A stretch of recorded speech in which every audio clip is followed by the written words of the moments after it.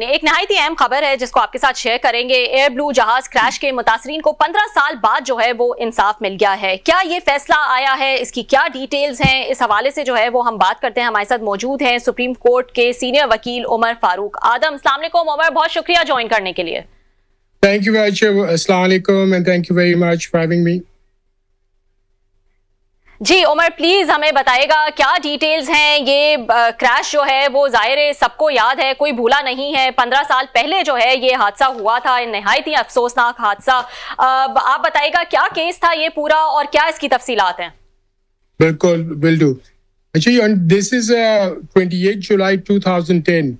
You remember ये कराची से इस्लामाबाद के लिए एयर ब्लू की फ्लाइट थी जिसमें 146 पैसेंजर्स थे और 6 crew members. And if you remember, instead of landing at the airport, ये जाके मरगला हिल्स में क्रैश हुआ था। इन्होंने हिट किया था in an attempt to land. So all 152 people died on board.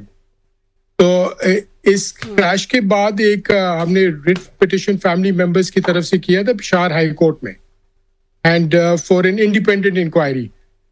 So during the course of that inquiry, Peshawar high court ने बड़े एक strenuous measures लिए थे। पूरे सिविल एविएशन को नोटिस करके पाकिस्तान इस तमाम एयरपोर्ट्स की सेफ्टी मैकेनिज्म्स को उनकी रिपोर्ट मंगवाई, and but then it kind of lost its way.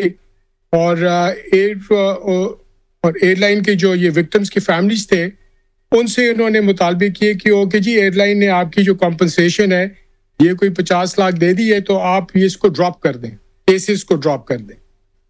And the families हाँ उस वक्त, because this is an important case इसलिए कि initially judiciary was also against the victims families.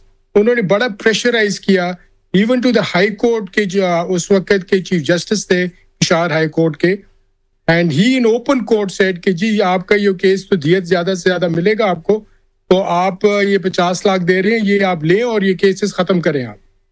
तो विक्टिम्स की फैमिली ने उस वक्त स्टैंड लिया था 2010 में, and they said no we want justice, हम इसको केस को अपने कंक्लूजन तक पहुंचाएंगे। And they fought for 15 years and finally in the appeal जो है, क्योंकि जो ट्रायल कोर्ट में हुआ था डिसीजन, उन्होंने भी एयर ब्लू को जिम्मेवार कराया था for the crash, and compensation उन्होंने जो थी वो डैमेजेस, जनरल डैमेजेस दिए थे 1-1 करोड़ सब। ये 8 फैमिलीज थे जो एक कोर्ट गई, बाकी मेंबर्स को वो सबको ब्लैकमेल करके उनसे अग्रीमेंट साइन करा के तो एयर ब्लू ने उनको कोर्ट नहीं आने दिया। लेकिन ये 8 फैमिली मेंबर्स थे, 8 विक्टिम्स के फैमिलीज थे जिन्होंने despite the agreement they pursued the cases in courts. And उन्होंने फिर उमर, आपने कहा कि सॉरी टू कट यू, आपने ये कहा था कि इसमें जो है काफी डिले भी हुआ। जाहिर है 15 साल जो है गुजर गए इस हादसे को। क्या डिलेइंग टैक्टिक्स इस्तेमाल हुए, क्योंकि आपने कहा कि 8 फैमिलीज जो हैं इस पे ऑन बोर्ड थी, बाकी फैमिलीज जो हैं वो खामोश कर दी गई थी। और ओवर द इयर्स आपको क्या क्या फेस करना पड़ा डिलेइंग टैक्टिक्स के उसमें, क्योंकि it's a big organisation versus a common man, I would say कि वो तो कॉमन फैमिलीज थी जिन्होंने जो है वो ये केस किया हुआ था। बिल्कुल। अच्छा, इसमें जो 2010 में जो क्रैश हुआ था तो विदिन 2 अकॉर्डिंग टू लॉ 2 साल थे, विदिन 2 years सूट फाइल करना था। तो 2012 में सूट फाइल हुआ, ये सिविल सूट फाइल हुआ इन द इस्लामाबाद कोर्ट्स में, सिविल कोर्ट में। But it took its time because of the evidences and everything. वो जो सिविल ट्रायल्स पाकिस्तान में होते हैं and it takes its time, तो उसमें टाइम लगा। इवेंचुअली ये according to the high court order के डे टू डे हियरिंग इनमें हुई, एंड उस मद में about 2 years back civil court का फैसला आया, एंड सिविल कोर्ट के फैसले के बाद ये अपील्स फाइल हुए हाई कोर्ट में पहले, बट देन वो मॉनेटरी जुरिसडिक्शन हाई कोर्ट की जब चेंज हुई तो they went back to the district जज, एंड एडिशनल डिस्ट्रिक्ट जज ने फिर इसमें अपील का फैसला दिया।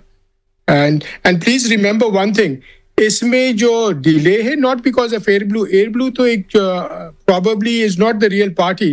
एयर ब्लू क्योंकि वो सू हुए थे, द एक्चुअल जो कॉम्पनसेशन और जो एक्चुअल केस लड़ा और जिनके बिहाफ पे लड़ा गया वो इंश्योरेंस कंपनी थी। जिस इंश्योरेंस कंपनी ने पैसे देने बिकॉज ये जो 50 लाख की इनिशियल कॉम्पनसेशन थी ये भी इंश्योरेंस कंपनी ने दिए थे। तो मतलब फॉरेन इंश्योरेंस, सारी आपकी बात काट रहा हूँ क्लैरिफिकेशन के लिए कि ये जो पैसा जो अभी हुआ है उन्होंने वर्डिक्ट दी है इसकी 6 बिलियन रुपीस की या 60 करोड़ साथ में, तो ये पैसा उन्होंने इंश्योरेंस वालों ने देना है या एयर ब्लू कंपनी ने देना है सर? वेरी एक्सीलेंट क्वेश्चन जी। ये एक एक पैसा सारा इंश्योरेंस कंपनी ने देना है। Right. ये जो जहाज था ये इसकी जो कंपल्सरी इंश्योरेंस होती है according to the civil aviation rules, ये हल इंश्योरेंस होता है, पैसेंजर इंश्योरेंस जो लाइफ पैसेंजर की जो पर्सन की उसका इंश्योरेंस होता है, बैगेज इंश्योरेंस होता है और थर्ड पार्टी इंश्योरेंस होती है। And this aircraft as per जो डॉक्यूमेंट्स हमने कोर्ट में भी एग्जिबिट कराए, एग्जिबिट तो नहीं हुए क्योंकि उन्होंने ऑब्जेक्ट किया, इंश्योरेंस कंपनी बड़ी इसको सीक्रेट रखा हुआ था। So this was insured for $750 million. अच्छा, ये $750 million का ये इंश्योरेंस था इस जहाज का। And ये आपकी उसकी लोकल कंपनी थी इंश्योरेंस की या कोई इंटरनेशनल कंपनी है? नहीं जी, सारे अंडरराइटर्स थे फॉरेन थे and apparently Russian insurance company थी। ये अब ये रशिया ने ये उसके खिलाफ फैसला आया है, अब उन्होंने पे करना है। तो हाँ, पैसे तो क्योंकि ऑल एयरलाइंस आर इंश्योर्ड, तो एयर ब्लू भी ये जहाज भी इंश्योर्ड था, तो जब ये इंश्योरेंस था तो एयर ब्लू ने खुद कोई पैसे नहीं देने, ये इंश्योरेंस कंपनी ने देने थे। अच्छा, और ये जो वकील भी थे, अब क्या होगा सर के अब नेक्स्ट वो अपील में जाएंगे, हाई कोर्ट में जाएंगे या आगे इसका फोरम कौन सा है इसकी अपील का, या आपका ख्याल है वो सेटलमेंट करके पैसे देंगे सारे?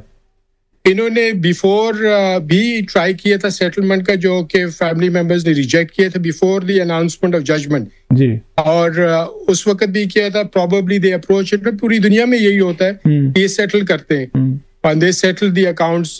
जब वो फॉरेनर्स इन्वॉल्व हो जाते हैं तो मिलियंस ऑफ डॉलर्स में सेटल होता है, जहाँ पाकिस्तानी की वैल्यू ऑफ लाइफ आ जाती है। तो आप देखिए कि जो एक्चुअल कानून था 2010 में, रऊफ 2012 में कानून चेंज हुआ, इसमें जो कंपल्सरी इंश्योरेंस था वो 39,500 रुपीज फॉर डेथ था पर पर्सन, 39,500। फिर 2012 में ये जो रेट 39,500 था ये 1934 में सेट हुआ था और आज तक 2012 तक ये चलता रहा।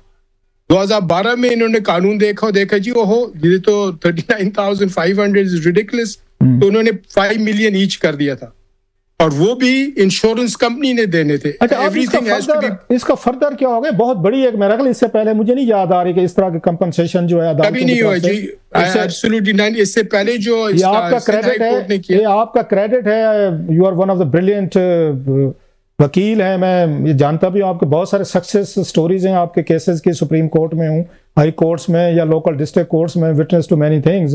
तो ये सर अब फर्दर क्या होगा, इसका क्या प्रोसेस होगा? वो अपील में जाएंगे या वो सेटलमेंट करेंगे? और जो आपको सेटलमेंट की ऑफर कर रहे थे वो कितनी अमाउंट ऑफर कर रहे थे? इसके बराबर थी इसके 6 बिलियन की या इससे कम कर रहे थे? नहीं, रिडिकुलस जी, वो पेनीज में थी और ये पाउंड्स में। I mean they were offering pennies. अच्छा, हाँ, वो समझ रहे थे कि जी ये हम इनको प्रेशराइज करके फैमिली।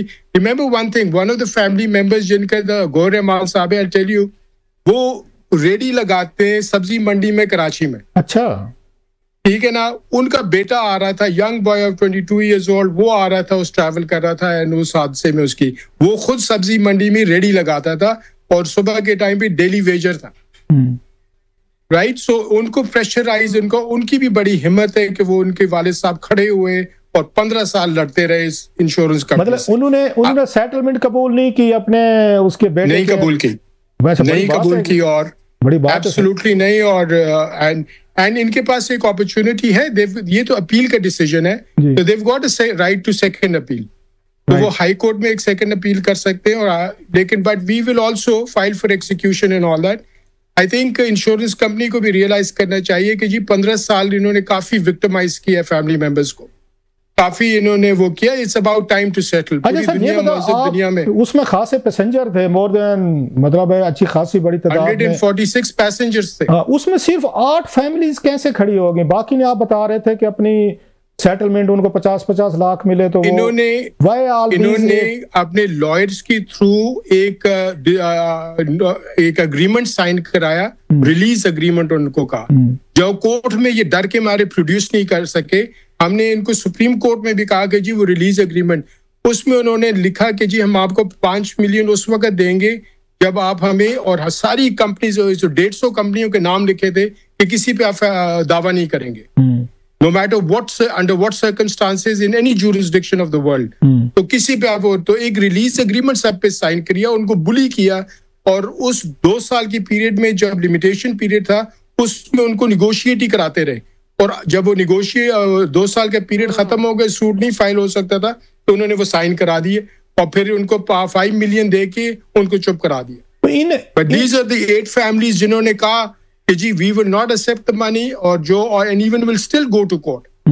ये सुप्रीम कोर्ट तक भी गए ऑन मैटर्स, क्योंकि ये सुप्रीम कोर्ट में ये जो 5 मिलियन था ना, ये नो फॉल्ट लायबिलिटी, ये ऐसे ही देना था इन्होंने, right? This has to be done according to law, they had to give this. बहरहाल आपको मुबारक हो, आपने एक बहुत बड़ा एक ब्रेक थ्रू है पाकिस्तानी तारीख में। इस तरह की कंपनसेशन जो है वो कभी मुझे तो याद नहीं पड़ा कि अनाउंस की गई हो। It's a massive, it's a huge indeed, and credit goes to you और उन तमाम 8 फैमिलीज का जिनके बच्चे, जिनके family members they lost their lives, और आपने इतना एक लंबा केस आपने लड़ा। आपको मुबारक हो सर, बहुत शुक्रिया। Thank you very much, and to the families. I think उनको कुछ क्लोजर भी मिलेगा इस जजमेंट के बाद भी, दे प्रॉब्लम।